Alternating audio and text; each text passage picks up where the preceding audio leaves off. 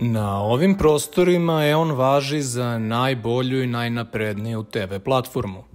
A ovde imamo uređaj preko koga se ta platforma plasira korisnicima SBB-a.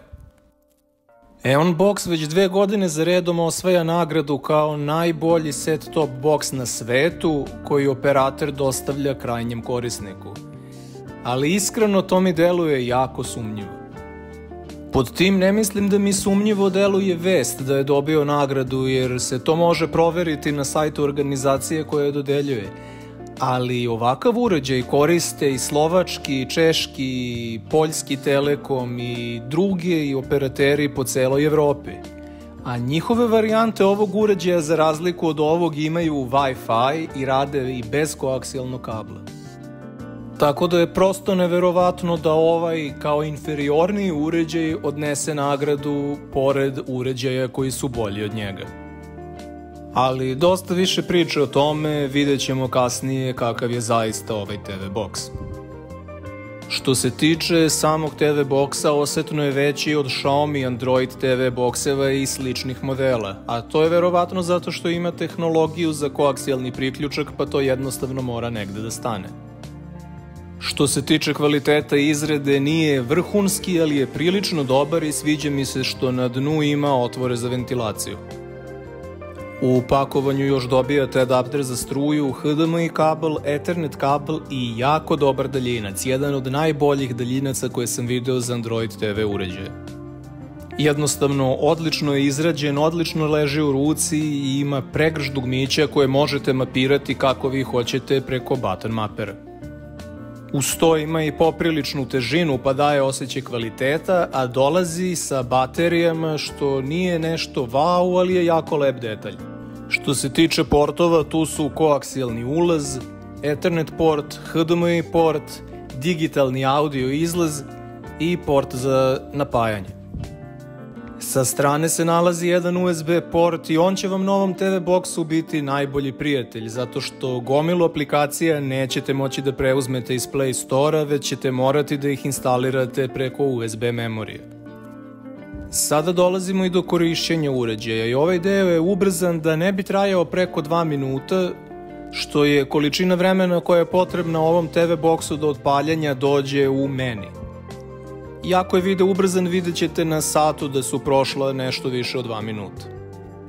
Sporo paljanje može da bude i do toga što ovaj uređaj forsira EON aplikaciju, tako da je EON početni ekran prva stvar koju ćete videti kada se sistem digne. Što se tiče ovog kretanja kroz menije, to na videoklipu izgleda dosta fluidno, ali u stvarnosti prođe jedan kratak vremenski period od kada ja kliknem dugme na daljincu pa dok se to desi na ekranu. Ovaj originalni proizvod proizvođača Kaon, a koji SBB brandira kao EON Box, ima ROG Chip chipset, a on je jedan od najgorih chipseta koje možete koristiti sa Android sistemom. Tako da ako ima nekog lagovanja, seckanja i drugih poteškoća, to je najverovatnije zbog tog chipseta. Takođe, ovaj uređaj nema ni Wi-Fi, koliko god ja preko button mapera mapirao dugmiće koji će otvarati meni za povezivanje na mrežu, jednostavno to nije moguće bez Wi-Fi modula koji ovaj uređaj nema. Osim toga, Play prodavnica je bukvalno osakaćena, tako da na njoj nećete naći čak ni najpopularnije aplikacije poput Netflixa. SBB je to uradio namerno kako ne biste koristili slučajno neki drugi servis osim onoga koji oni nude. Čak i ako oni sa svojim servisom ne mogu da vam ponude ni približno ono što vam nude Netflix i slični servisi. Malo pre ste inače mogli da vidite kako Play prodavnica nekad zabaguje sa učitavanjem. Jednostavno, na ovom TV Boxu ćete imati povremeno takvih slučajeva. Sada što se tiče samog manjka aplikacija i osakaćenosti Play prodavnice. Tu dolazi ona priča o tome da vam je USB priključak najbolji prijatelj, jer ako utaknete USB memoriju u njega, moći ćete da instalirate aplikacije koje ste pre toga skinuli sa interneta na tu USB memoriju. Doduše, čini mi se da to može da zavisi i od konkretnog primjerka, jer čak i ako ja i moj drugar imamo ovaj isti model, kada kod njega instaliram aplikacije preko USB-a, većina njih krešuje i ne može da se koristi. dok kod mene Popcorn Time i ostale aplikacije rade bez problema. Sada dolazimo do još jedne mane ovog uređaja, a to je što ste prisiljeni da koristite Ethernet kabel jer on nema Wi-Fi. I to bi bilo ok, bar da on preko Ethernet kabla može da izvuče maksimalnu brzinu, ali kao što vidite on ovde izvlači nekih 76,5 MB, a moj paket je 250. I koliko god puta merio, dobijam isti rezultat. Samo da se razumemo, i tih 76 je i više nego dovoljno, ali oni forsiraju Ethernet port zbog navodne najbrže i najsigurnije konekcije, što jednostavno, kao što vidite, ovde nije slučaj jer je daleko od najbrže.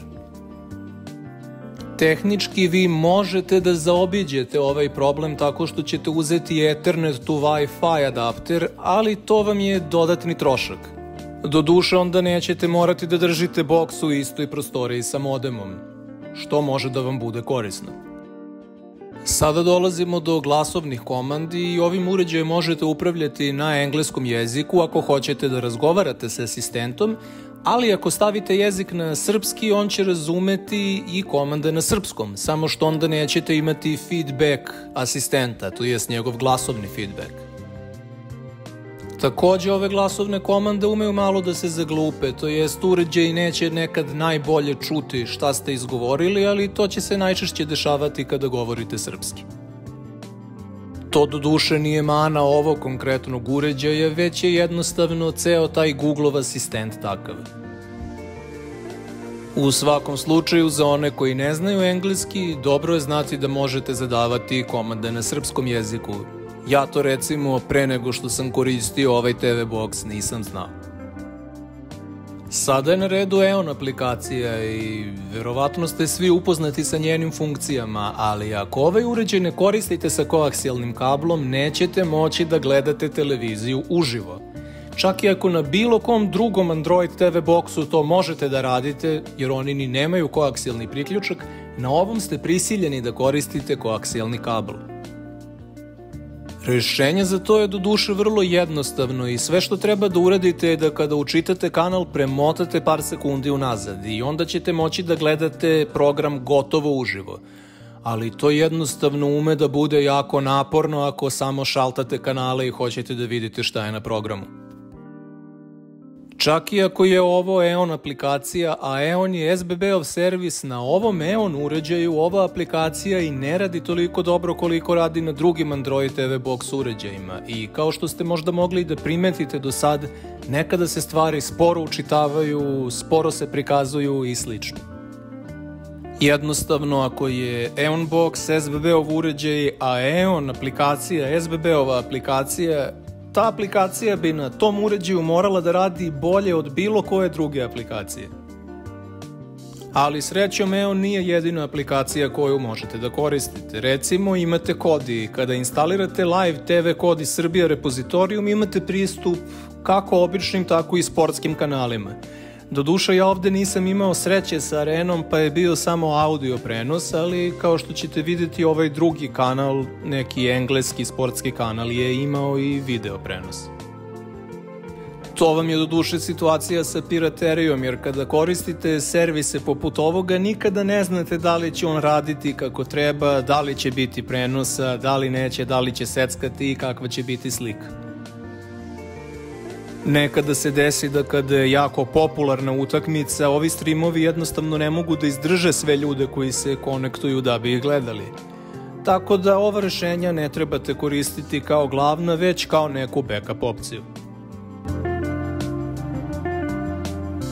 Osim Kodija, jedna od najboljih aplikacija za ovakav tip uređaja je Popcorn Time i srećom za Android TV imate dve varijante, zato što može da se desi da nekada neku seriju ili film ne možete da gledate na prvoj, a možete na drugoj ili obrnuto.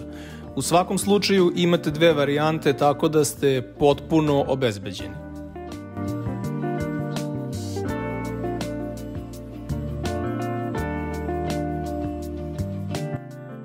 Moj savjet je da koristite ovu drugu, jer čak i ako je prva lepša i lakša za korišćenje, druga je jednostavno stabilnija i konstantnija, tako da sa njom nećete imati skoro nikakvih problema.